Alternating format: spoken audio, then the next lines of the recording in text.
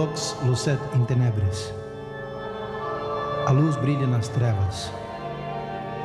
O lema dos valdenses encontra-se hoje escrito em todas as igrejas do vale. Serve como uma silenciosa lembrança do seu fiel testemunho a miúdo manchado de sangue através dos séculos. No entanto, o símbolo profético da mulher no deserto não se aplica somente aos valdenses. Abrange a todos aqueles cuja fé em Deus e sua palavra os fez contrariar a corrupção e as falsas doutrinas da igreja.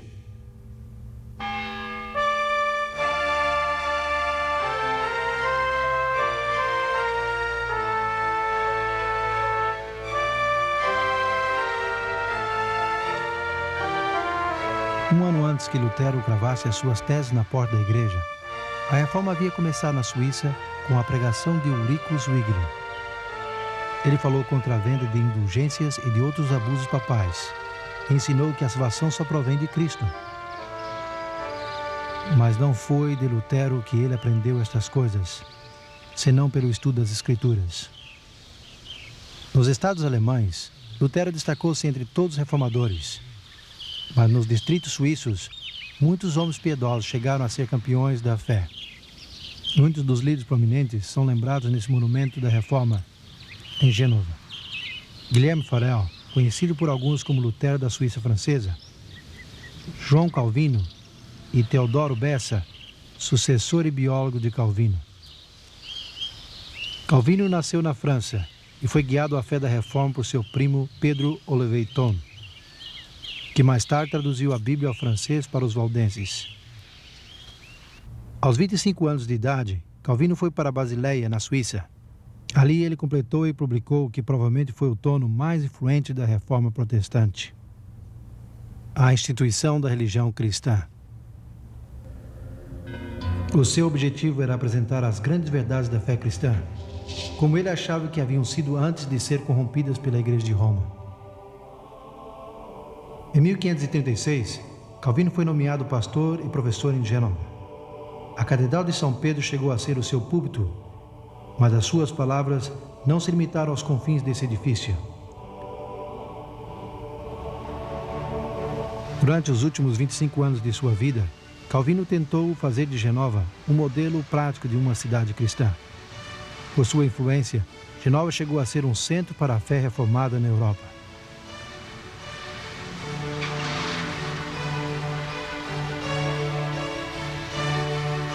Ele também estabeleceu um colégio em Genova e atraiu estudantes de toda a Europa.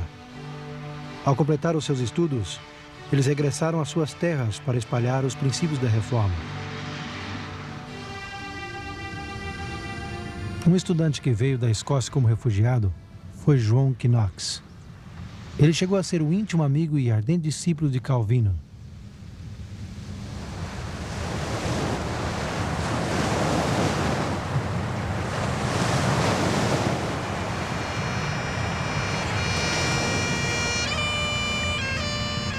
Como Paulo no apedrejamento de Estevão, assim João Knox sentiu o chamado ao ver o martírio do pregador escocês George Wishart. Aqui em frente ao castelo de Santo André, as letras GW marcam o lugar onde Wishart foi queimado na fogueira em 1546. Mais tarde, Knox regressou à Escócia e veio para cá, Santo André, o centro eclesiástico da Escócia no século XVI. A sua catedral era uma das maiores do cristianismo.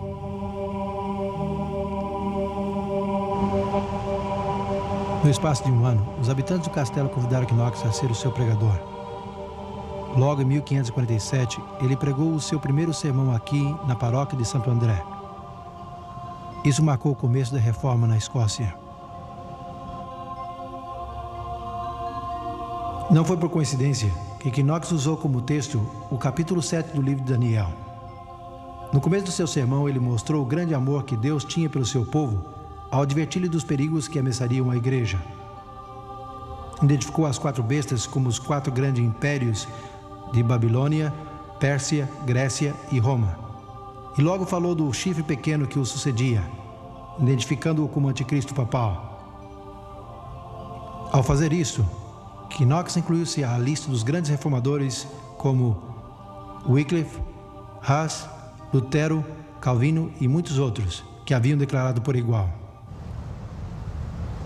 Uns 13 anos mais tarde, o parlamento escocês reuniu-se na cabine de votação. O lugar era ali, adjacente à igreja de São Giles, em Edimburgo, onde John Knox era o pregador. 6 reformadores escoceses, que por incrível que coincidência, levavam o nome cristão João, escreveram uma confissão de fé, que foi formalmente votada pelo parlamento em agosto de 1560. A missa foi proibida. A fé protestante foi estabelecida na Escócia. No entanto, Maria, a nova monarca, rainha da Escócia, com uma formação fortemente católica romana, tinha outros planos. Quando ela ordenou a celebração da missa, Knox declarou as suas objeções desde o púlpito, aqui na Catedral de São Giles. A Rainha Maria citou Knox para que comparecesse ao Palácio de Holyrood, não muito longe de São Giles. Maria, como outros monarcas da época, cria governar por divina autoridade e que as consciências de seus súditos estavam sob o seu controle. Por isso, a confrontação entre Maria e Knox era crucial para a sobrevivência da reforma na Escócia. Ensinado ao povo a aceitar outra religião que não é a que os príncipes permitem, mas Deus ordena que os súditos devem obedecer o seu príncipe. Minha senhora, a verdadeira religião não recebeu a origem nem a autoridade dos príncipes, só do Deus eterno. Portanto, os súditos não são obrigados a ajustar as suas crenças ao gosto dos príncipes, pois a miúdo os príncipes, entre outros, são os mais ignorantes da verdadeira religião de Deus. Sim, mas a vossa não é a igreja que eu guardarei. Eu defenderei a igreja de Roma, porque eu acho que é a verdadeira igreja de Deus. O seu desejo, minha senhora, não é razoável, nem faz dessa meretriz de Roma a verdadeira e imaculada esposa de Cristo. A igreja de Roma rejeitou a religião que os apóstolos ensinaram e estabeleceram. A minha consciência não me diz isso. A consciência, minha senhora, requer conhecimento e temo que vossa majestade não o tenha. Tu interpretas as escrituras de uma maneira, eles a interpretam de outra. A quem devo crer? E quem será o juiz? Vossa majestade deve crer em Deus, que fala claro em sua palavra. Se a obscuridade existe em algum lugar, o Espírito Santo esclarece o mesmo em outros lugares com mais clareza, para que não permaneça nenhuma dúvida, a menos que seja obstinadamente ignorante.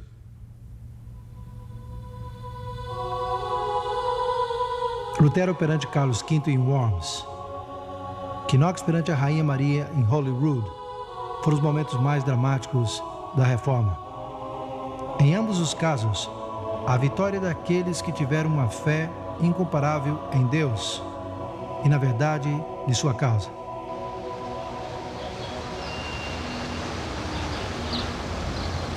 O conflito espiritual continuou em toda a Europa no século XVI.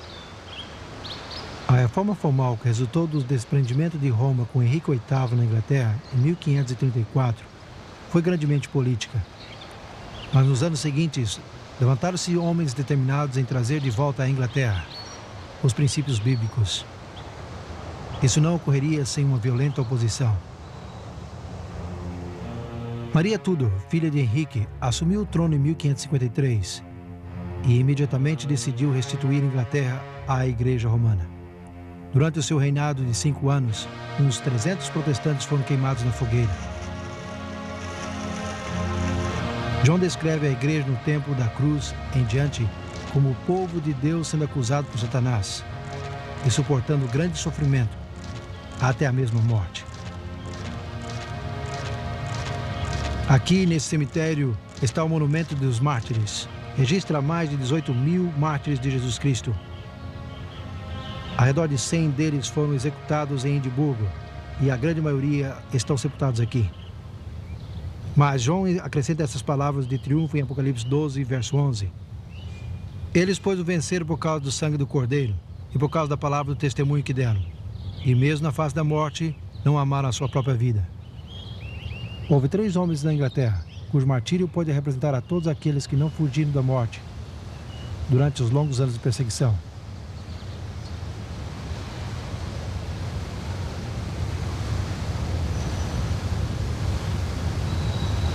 Em Oxford, encontra-se o monumento dos mártires, erigido a Nicholas Ridley, bispo de Londres, e a Hugo Latimer, campeão de Henrique VIII, e a Thomas Cranmer, primeiro arcebispo protestante de Canterbury. Os três morreram na fogueira erguida em plena rua, no lugar marcado por esta cruz. Em frente ao Colégio Balliol, onde John Wycliffe havia ensinado, quase 200 anos atrás. Na aldeia de Oxford, a lenha foi empilhada, com a pressa furiosa de uma maldição alvoroçada, ao redor de duas almas valentes que guardaram seu lugar, pela senda do fogo para Cristo acompanhar. E as chamas subiram, mas a fumaça ofuscante não pôde a alma de Hugo Latimer sufocar. Porque ele disse: irmão Ridley, alegre-se, uma voz, luz da Inglaterra está por acender-se, que pela graça de Deus jamais se apagará. E o sussurro desse discurso ressoou aqui e ali: jamais se apagará a luz de Latimer. Por mais que os ventos a façam estremecer, a luz de Latimer brilhou para ficar, até que o dia do juízo chegue a triunfar.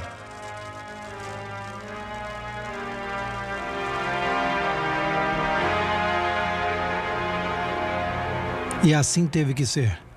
Ao cabo de 3 anos, Maria Tudor morreu, e a rainha Isabel I ascendeu ao trono, despontando o amanhecer do século de ouro na Inglaterra. Ela decidiu devolver a Inglaterra aos caminhos paternos, com tanta diligência que os poderes católicos da Europa começaram a conspirar por sua queda. Filipe II, filho de Carlos V, organizou a força invasora maior que o mundo jamais conheceu: a Armada Invencível. No fim de julho de 1588, os observadores situados nas partes altas do porto de Plymouth viram pela primeira vez os 130 barcos navegando pelo canal. Sob o comando do cavalheiro Francisco Drake, a frota inglesa avançou ao mar para combater o inimigo, embora inferior em número e em armamento. Numa série de batalhas durante os 10 dias seguintes, os pequenos barcos ingleses causaram grandes danos entre os pesados navios da Espanha. Tentando desesperadamente safar-se dos ataques ingleses, a armada desorganizada dirigiu-se ao mar aberto, só para encontrar-se com uma das piores tempestades marítimas da história.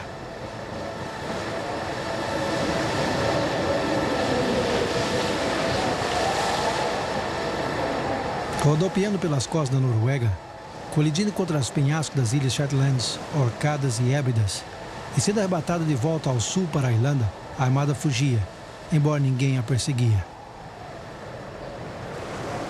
Dos 30 mil homens a bordo, apenas 10 mil regressaram à Espanha. Filipe II e os reis católicos ficaram atônitos.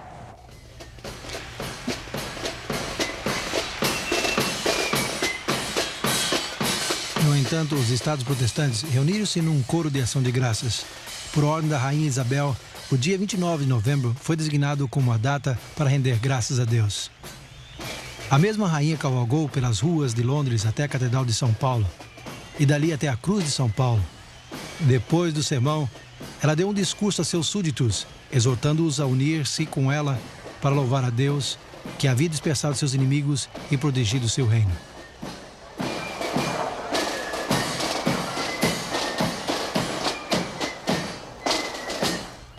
Aqui em Plymouth, no monumento que comemora a cena da Armada, aparece gravadas essas palavras enigmáticas: Ele soprou com os seus ventos e eles dispersaram-se. A partida do Mayflower, em 1620, desde Plymouth, Inglaterra, com tantas pessoas a bordo, foi bem diferente dos eventos em 1588, quando a Armada Espanhola navegava por ali. Mas isso também está relacionado com a lenda da mulher vestida do sol.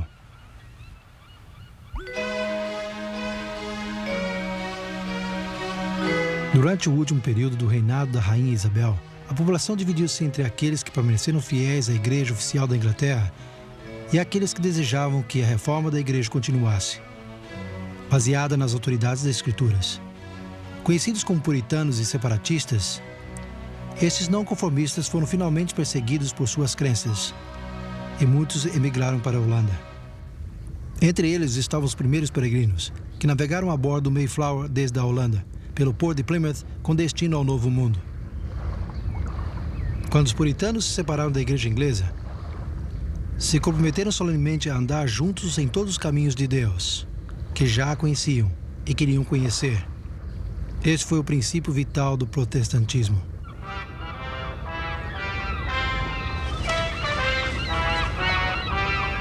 Antes que eles embarcassem na Holanda em 1620, o seu pastor John Robson deu sermão de despedida. Ele disse que os seguidores de Lutero, Knox e Calvino se basearam nas doutrinas desses homens como se fossem o significado de toda a verdade. Falando dos reformadores, Robson disse: eles não se aprofundaram nos conselhos de Deus, mas se estivessem vivos hoje, de bom grado receberiam mais luz do que receberam no princípio. Se Deus vos revela qualquer coisa, usando outro instrumento seu, estai dispostos a recebê-la, porque tenho certeza que o Senhor ainda tem mais verdade e luz para irromper de sua santa palavra.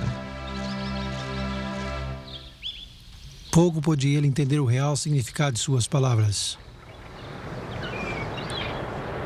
Ao certo é que mais verdades romperiam da palavra de Deus, e os puritanos tomariam uma parte vital nisso.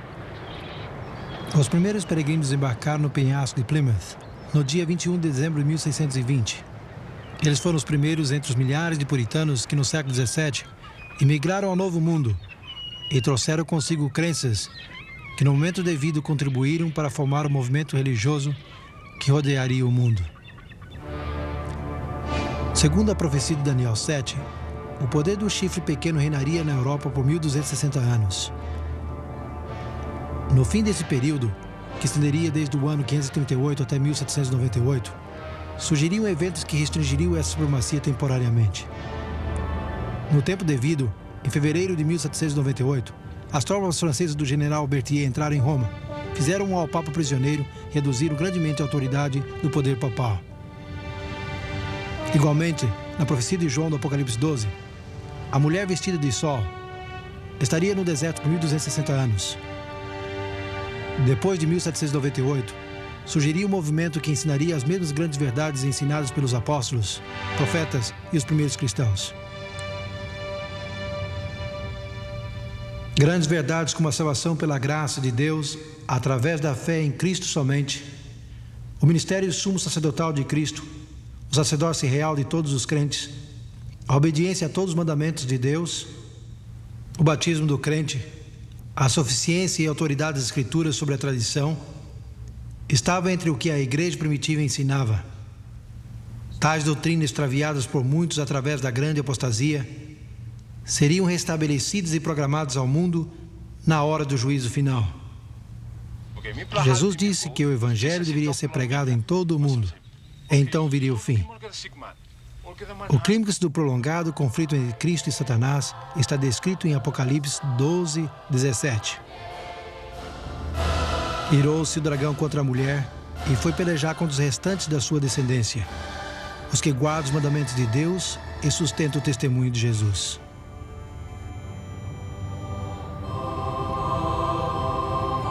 O conceito bíblico de descendência é um grupo de pessoas de qualquer idade que sobrevive à calamidade e que é fiel a Deus e aos princípios de sua palavra num tempo de apostasia remanescente. No entanto, a porção de Apocalipse 12, 17 o deixa claro que o remanescente deste verso refere-se aos descendentes espirituais da mulher no tempo do fim, isto é, depois de 1798. Eles são os herdeiros espirituais da longa e valiosa linhagem do povo escolhido de Deus, que sobreviveu aos furiosos ataques do dragão através da história.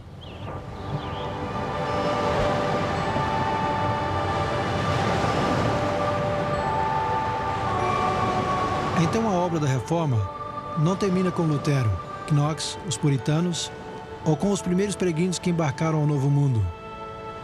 É um processo que continua e a sua próxima fase nos leva ao começo do século XIX na América e à origem de um movimento profético que rapidamente capturou a atenção de muitos ao redor do mundo.